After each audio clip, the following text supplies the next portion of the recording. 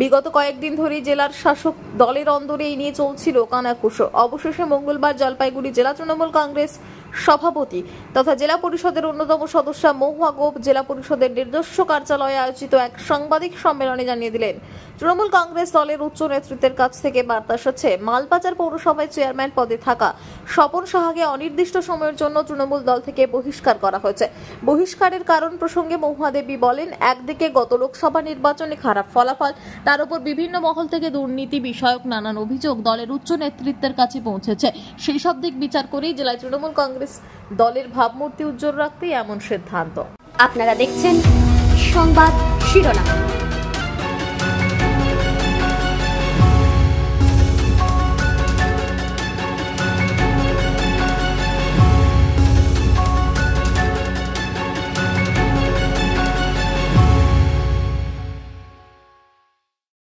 নির্দেশ ক্রমে ওনাকে আজকে চিঠি দিয়ে জানিয়ে দেওয়া হচ্ছে, জেলা থেকে চিঠি দিয়ে জানিয়ে দেওয়া হচ্ছে যে ওনাকে দল নিলম্বিত করছে পরবর্তী নির্দেশ না আসা পর্যন্ত।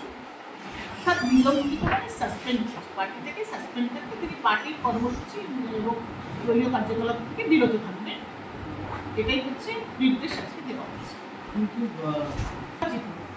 এবার ওটা তো প্রশাসনিক, ওটা ওখানে তিনি সেই বিষয়ে আমাকে কোনো নির্দেশ দেওয়া হয়নি।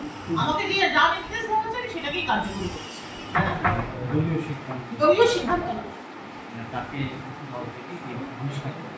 বহিষ্কার না, নিলম্বিত মানে সাসপেন্ড। এই মুহূর্তে তিনি কর্মসূচিতে দলে পরবর্তী নির্দেশ আসা পর্যন্ত উনি দলীয় কর্মসূচি কাজকর্ম থেকে বিরত থাকবেন।